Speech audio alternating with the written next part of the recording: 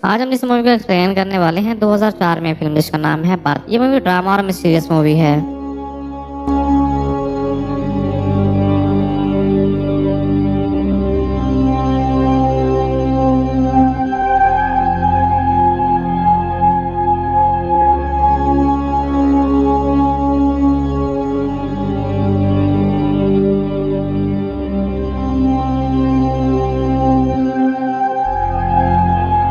Movie शुरू होती है में 30 साल यूनिवर्सिटी का प्रोफेसर शॉन को देखते हैं, जिसने अपनी पूरी जिंदगी साइंस के लिए वक्त की होती है। जब वो बर्फीली सड़कों पर सैर कर रहा होता है, वो ये बोल रहा होता है कि मौत के बाद कोई और जिंदगी नहीं होती, मतलब कि उसका तनासुब पर यकीन नहीं होता है। अब वो जैसे एक सुरंग पर पहुंचता है, उसे दिल का दौरा पड़ता है और उसकी अचानक वहाँ पे मौत हो जाती है और उसी वक्त एक शहर में बच्चा जन्म लेता है। अब फिल्म को हम 10 साल के बाद देखते हैं, जहाँ शान की बीवी एना उसकी कब्र पर आई होती है। इतना अरसा गुजर जाने के बाद भी अभी तक उसकी मौत को नहीं भूल पाई थी। एना का नया बॉयफ्रेंड होता है जिसका नाम जोसेफ होता है। वो अपनी गाड़ी से एना को हसरत भरी निगाहों से देख रहा होता है। इस शाम एना और जोसेफ की मंगनी होती है और उनके घर में एक आलीशान पार्टी का इंतजाम भी होता है और सैकड़ों की तादाद में मेहमान आए होते हैं। इन सब में शान का भाई कैलिफोर्ड और उसकी बीवी भी होते हैं। इसकी बीवी का नाम क्लारा होता है। ये दोनों अभी भी एना के साथ राब्ते में होते हैं। ये दोनों एना से बहुत प्यार करते थे। जैसे वो लिफ्ट के अंदर जाते हैं, क्लारा ने जो गिफ्ट लिया हो तो एना को देने से इनकार कर देती है। वो एक बहाना बनाती है, वो रिबन बांधना भूल गई है। फिर वो नीचे जाकर घबरा कर बैठ जाती है। ऐसे लग रहा होता है जैसे वो कुछ छुपा रही हो। और यहाँ पर एक बच्चा क्लारा को घूर रहा होता है। थोड़ी देर सोचने के बाद क्लारा बाहर की तरफ जाती है और तोहफे को दफन कर देती है और फिर जल्दी से रवाना होती है। और हैरत की बात ये होती है कि वो लड़का इसका पीछा करके सब कुछ देख रहा होता है। अब हम एना के घर को देखते हैं, जहाँ पर पार्टी खत्म हो चुकी होती है और इसके घर वाले एना की शादी के बारे में बात कर रहे होते हैं। तभी वो लड़का वहाँ पर अंदर आता है। वो कहता है कि वो एना से बात करना चाहता है और इसकी बात से सब चौंक जाते हैं। वो सबको हैरान कर देता है। वो उस लड़के से पूछते हैं तुम्हें क्या चाहिए। लड़का ये कहता है वो शान है, मैं एना से प्राइवेट में बात करना चाहता हूँ। एना यहाँ पर कंफ्यूज हो जाती है। उसके बाद एना उसे किचन में ले जाती है।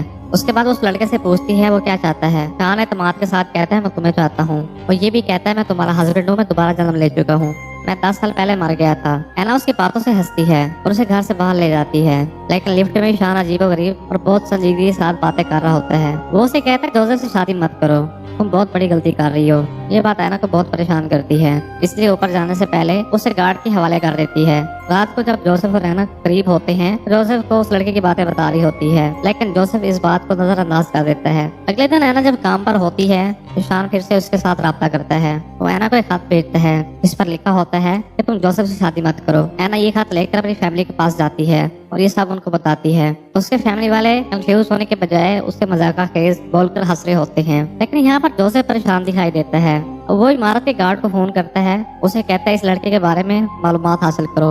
अब यहाँ पर शान एक बार फिर से फोन करता है और कहता है लॉबी में एना का इंतजार कर रहा है। अब जोसेफ नीचे की तरफ आता है और शान के सामने होता है। थोड़ी देर वो उसके साथ गपशप करता है। उसे पता लगता है कि शान के वालिदैन भी इसी इमारत में हैं, इसलिए वो हाँ उनके पास जाता है। वहाँ पर एना को बुला लेता है और उसके पेरेंट्स एना और जोसेफ से माफी मांगने के लिए कहते हैं, लेकिन वह दो टोक अल्फाज में ना बोल देता है। वो ये भी बताता है कि एना का पीछा जारी रखेगा क्योंकि वो उसकी बीवी है। ये सुनकर एना गुस्से में आ जाती है।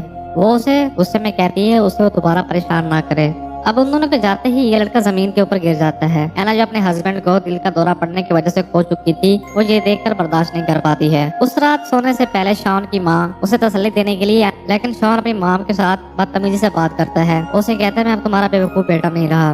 अगले दिन एना और उसकी माँ जब नाश्ता कर रही होती हैं, वो अपनी माँ को बताती है कि शॉन ने टेलीफोन पर एक मैसेज छोड़ा था। उसने एना को सुरंग पर आने को कहा था। ये सुनकर उसकी माँ भी परेशान हो जाती है क्योंकि ये वो जगह होती है जहाँ पर शॉन की मौत हुई थी।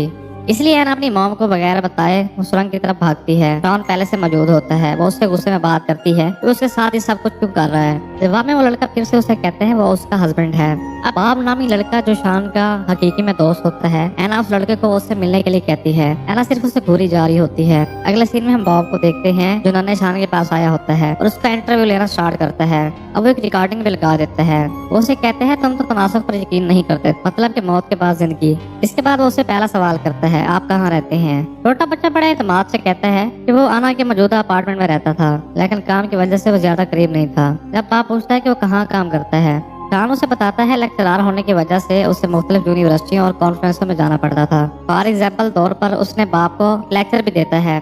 लड़का हकीकी शान की जिंदगी से बहुत ही ज्यादा पेचीदा तफसीलात को बता रहा होता है। जैसा कि उसने और एना ने बाप के साथ सोफे पर कई बार इंटीमेट भी हुआ था। बाद में एना और उसके खानदान के सामने उस रिकॉर्डिंग को चलाता है जो कि सब कुछ चौंका देता है। अब यहाँ पर एना के चेहरे पर एक अजीब सी मुस्कुराहट आती है, शायद इसलिए क्योंकि एना ने उस लड़के के दावों पर यकीन करना शुरू कर दिया था। दूसरी तरफ जोसेफ की सूरत हाल बहुत खराब होती जा रही होती है। वो फिक्रमंद होने लगता है, उसे ये डर लगने लगता है कि एना उसके हाथ से निकल ना जाए। तभी घंटी बजती है और घर की मुलाजमा दरवाजा खोलती है। यहाँ पर शान और उसकी माँ अंदर आते हैं और यहाँ पर सारा माहौल कशीदा हो जाता है। थोड़ी देर के बाद शान की मॉम एना से एक प्राइवेट में बात करती है। वो उसे डर कर कहती है कि शान अब उसके बेटे की तरह नहीं रहा। जैसे ही कोई उसके पास आता है तो हमेशा बदतमीजी और नाराजगी जाहिर करता है। एना उसकी मॉम के साथ हमदर्दी का इजहार करती है और वो कहती है मैं तुम्हारी मदद कर सकती हूँ। वो उसे रिक्वेस्ट करती है कि शान को रात के लिए हमारे घर रहने के लिए इजाजत दे दें ताकि उसे अच्छे से समझा सके और उसकी पढ़ाई पर भी तवज्जो देगी। एना उसे स्कूल से लेने और अगले दिन घर वापस लाने का वादा करती है। थोड़ी देर बाद हम शान को घर के इर्द गिर्द घूमते हुए देखते हैं। वो वहाँ पर मौजूद तमाम कमरों और फर्नीचर का सही से अंदाजा लगा रहा होता है। वो यहाँ तक भी जानता होता है कि उसकी पसंदीदा कुर्सी कौन सी है। घर के सभी लोग उसे हैरान तौर पर देख रहे होते हैं। रात को जब शान कुछ पेस्ट्री खा रहा होता है तो जोसेफ एक उसे प्राइवेट बात करता है। वो उस लड़के से पूछता है उसे अपनी मौत के बारे में कैसे याद है। शान उसको जवाब देता है कि उसका दिमाग डिजावो की तरह है। जोसेफ फिर एक और सवाल करता है, शान और आना पहली बार कहाँ पर मिले थे? लड़का जवाब देता है वो सारे समंदर पर मिले थे और फौरी तौर पर प्यार हो गया था। इसके बाद जोसेफ से वो एना से मिलने की रिक्वेस्ट करता है, लेकिन जोसेफ उससे दूर रहने के लिए बोलता है। अगले सीन में परेशान होकर एना शान के भाई के पास जाती है। वो उसे हर चीज के बारे में जो उसके साथ हो रहा होता है वो सब उसे बताती है। क्लारा भी वहाँ उसके पास होती है। वो दोनों उसकी बातें गौर से सुन रहे होते हैं। वो उसे कहती है शान एक लड़के की शक्ल में दोबारा से जन्म ले चुका है। क्लिफोर्ड के ख्याल में ये एक मजाक होता है, लेकिन जब एना रोना शुरू करती है तो उसे एहसास होता है कि कुछ गलत है। एना बताती है कि 10 साल गुजर जाने के बाद भी अभी तक शान को नहीं भूल पाई है और अब एक बेतरतीब लड़का जो शान बनकर उसके सामने आया है उसे मिलता जुलता है। एना उसके साथ दोबारा प्यार नहीं करना चाहती, इसीलिए वो क्लिफोर्ड से इल्तिजा करती है कि लड़के को वहाँ से ले जाए। इसके बाद एना उसे स्कूल से लेती है और उसे आइसक्रीम खिलाने के लिए ले जाती है। एना उससे पूछती है उसके लिए क्या इरादा रखता है। वो जवाब देता है वो काम करेगा। एना फिर मजाक में उसे पूछती है कि वो उसकी जिस्मानी जरूरियात को कैसे पूरा करेगा। वो ये भी पूछती है क्या उसने कभी किसी लड़की से शादी भी की है। 10 साल लड़का यहाँ पर संजीदा तौर पर उसे कहता है तुम मेरी पहली वाइफ हो। ये उसकी बातें सुनकर उसे यकीन होने लगता है कि वो सच में उसका शोहर का अवतार है। मजीद उसे बातें जानने के लिए अपनी कार को छोड़कर एक घुड़सवारी पर सफर करती है। आज एना की जोसेफ के साथ डिनर पार्टी होती है। जोसेफ यहाँ पर बहुत परेशान होता है क्योंकि एना यहाँ पर नहीं होती है। अब वो शान की माँ को फोन करती है और उसे रिक्वेस्ट करती है शान को एक रात मजीद यहाँ पर रहने की इजाजत दी जाए। शान की माँ को अपने बेटे की कमी तो महसूस हो रही होती है, लेकिन इस परेशानी को वाज़ेह तौर पर जाने के लिए उसे एक रात और रहने की इजाजत दे देती है। इस शाम को जब एना बाथ टब में नहा रही होती है, शान अजीब तरीके से अपने कपड़े उतारता है और उसके साथ टब में आकर बैठ जाता है। वो उससे हैरान होकर पूछती है वो क्या कर रहा है। वो लड़का उससे जवाब देता है वो अपनी बीवी की तरफ देख रहा है। जोसेफ को जब पता लगता है वो दोनों एक साथ हैं तो जोसेफ गुस्से में आ जाता है।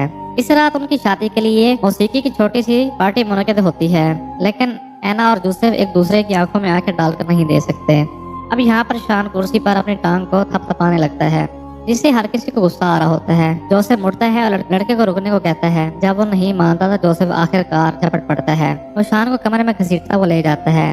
उससे जारहाना अंदाजे मार रहा होता है। बाप और दूसरे लोग उसको रोक रहे होते हैं। अब शान घर से भागता है और एना भी उसके पीछे भागती है। बाप भी उन दोनों को चेक करने के लिए आगे बढ़ता है। जब वो नीचे आता है वो देखकर चौंक जाता है क्योंकि शान एना को किस कर रहा होता है। वो यहाँ पर गुस्सा होकर बगैर कुछ के यहाँ से चला जाता है। यहाँ पर जोसेफ भी गुस्सा होकर अपना सामान बांध कर चला जाता है। एना की वालदा जोसेफ से तमाम परेशानी के लिए मदद कर रही होती है और जल्द से जल्द इस मामलात को हल करने का वादा करती है। थोड़ी देर बाद क्लिफोर्ड भी घर पहुँचता है। अब एना हमें कोने में रोती हुई नजर आती है। अब कहीं से बाहर शान कमरे में भागता है और क्लिफोर्ड को गले लगाता है। अब क्लिफोर्ड लड़के के चेहरे को गौर से देखता है और ये नतीजा अखज़ करता है कि वो शान नहीं है। वो कहता है अपने भाई को अच्छी तरह जानता है, ये एक जालसाज है, लेकिन एना इस बात से एग्री नहीं होती। वो कहता है उसका हस्बैंड है। अब शान बाहर लॉबी की तरफ जाता है जहाँ अचानक उसका सामना क्लारा से होता है। वो उसे चेहरे पर मुस्कुराहट के साथ देखता है। वो उसे अपने गंदे हाथ दिखाती है। वो उसे पूछे कि बाथरूम कहाँ है। शान घबराकर उसे वहाँ ले जाता है। उसके हाथ पुश करने के बाद फिर क्लारा अपने हाथों पर अपना नंबर लिखती है और ये बताती है कि उसने अपना पता तब्दील कर लिया है। इसी वजह से इससे शान खौफज़दा हो जाता है। वो यहाँ पर बड़बड़ाने लगता है। वो कहता है ये बात एना को मत बताना। इस रात ऐना अपने खानदान के साथ बहस में पड़ जाती है। उसकी माँ और बहन ने धमकी दी थी कि अगर वो उस लड़के को जाने नहीं देती तो पुलिस को कॉल करेंगे, लेकिन ऐना खतरा मोल लेने के लिए तैयार होती है। वो गुस्से में कहती है तुम लोगों को जो करना है कर लो और मेरी जिंदगी से दूर रहो। इसके बाद हमें मंगनी की रात की तकरीब को फ्लैशबैक में दिखाया जाता है। जब लॉरा ने तोहफा दफन किया था तो शान ने उसका पीछा किया था। लॉरा ने जो तोहफे को खोला था तो उसके अंदर कई खत मिले थे जो कि शान ने उसे भेजे थे। इसके बारे में ऐना को पता नहीं होता है। अब हम फ्यूचर में आ जाते हैं। 10 साल शान क्लारा के उसके घर जाता है। क्लारा उसे जालसाज बोल रही होती है। वो कहती है उसे फौरन मालूम हो गया था कि वो हकीकी शान नहीं है, क्योंकि अगर वो रियल में शान होता तो पहले उसके पास आता। इसकी वजह ये होती है कि असली शान का क्लारा के साथ अफेयर होता है। वो ऐना से खुश नहीं होता है। वो तो हकीकत उसे नफरत करता था। ऐना को इस बात का इल्म नहीं होता है। जब वो उससे दूर था तो उसे खत भेजती रही थी और शान ने एक भी खत को नहीं खोला था। और क्लारा के लिए अपनी मोहब्बत का इजहार करने के लिए उसने वो सारे खत उसको दिए थे। और क्लारा को भी शान से बहुत ज्यादा मोहब्बत थी, लेकिन उसने कभी ऐना को तलाक देने के लिए नहीं बोला था। मंगनी वाली रात वो ऐना को खतूत से हैरान करना चाहती थी और इस मंसूबे पर अमल नहीं कर पाई थी। आखिर में नन्हे शान ने खतूत को तलाश की और उन सब को पढ़ लिया। शायद इसकी वजह से वो असली शान और उसकी बीवी के बारे में इतना जानता था। असल में वो ऐना से मुतासर हो चुका होता है। इसी वजह से उसने ये मानना शुरू कर दिया था कि वो हकीकी में शान है। जब क्लारा उसे क्लियर कर रही होती है तो दबाव में आ जाता है और वहाँ से भागने लगता है। अब छोटे बच्चे शान की नफ्सियात पर बहुत बुरा असर पड़ता है, जिसकी वजह से ऐना को देखना छोड़ देता है। अपना ज्यादातर वक्त जंगलों में घूमने और दरख्तों पर चढ़ने में गुजारता है, यहाँ तक कि वो नाकाबिल तसव्वुर काम करने का भी सोचता है। लेकिन फिर वो आखिरी लम्हात में खुद को रोक लेता है। उसी गुमशुदगी की वजह से ऐना बेचैन हो जाती है और अफसुदगी की हालत में जिंदगी गुजार रही होती है। काफी गौर व फिक्र के बाद शान बिलाकर एक रात उसे मिलने जाता है। वो कीचड़ में लथपथ होता है। जैसे वो नहा रहा होता है तो ऐना उसके पास आती है और उसे अपने मनसूबे के बारे में बताती है। वो उसे कहती है हम दोनों भाग जाएंगे और दूसरे शहर में नई जिंदगी शुरू करेंगे। ऐना उसे कहती है वो जैसे 21 साल का हो जाएगा तो हम शादी कर लेंगे। अब लड़का परेशान हो जाता है। वो कहता है मैं शॉन नहीं हूँ। ऐना ये सुनकर परेशान हो जाती है। ऐना उसे पूछती क्या वो मजाक कर रहा है। ऐना कहती मैं तुमसे प्यार करती हूँ। वो कहता है मैं शान नहीं बन सकता जैसा कि तुम मुझसे तवक्को कर रही हो। वो उसे बताता है शान ने कभी ऐना से मोहब्बत नहीं की थी। ऐना यहाँ पर मजीद परेशान हो जाती है और यहाँ से उठकर चली जाती है। वो अगले दिन जोसेफ के दफ्तर जाती है और उसे सॉरी बोलती है। ऐना कहती है कि वो अपने हस्बैंड की आने की वजह से इतना अंधी हो गई थी कि वो अपना कंट्रोल खो बैठी थी। अब जोसेफ उसे एक पल में माफ कर देता है। अब हम फिल्म को कई महीनों के बाद देखते हैं जहाँ दोनों की शादी हो जाती है, लेकिन ऐना अब भी अपने ख्यालात में गुम होती है, जो कि जोसेफ भी उसे नोट कर रहा होता है। दूसरी तरफ शान ने बाकायदगी से स्कूल जाना शुरू कर दिया था और एक बयान में अपने सारे पैदा करते तमाम गुनाहों की माफी मांगता है। लेकिन वो ये भी उम्मीद कर रहा होता है अगले जन्म में ऐना और वो एक साथ रहेंगे। आखिरी मंजर में हम देख ऐना घबराहट का शिकार होती है। वो साहिल समंदर की तरफ भागती है, लेकिन उसकी रेल में पहली मर्तबा शान से मुलाकात हुई थी। इससे पहले वो कुछ कर पाती जोसेफ आके उसे गले लगाता है। ऐना यहाँ पर पुरसुकून हो जाती है।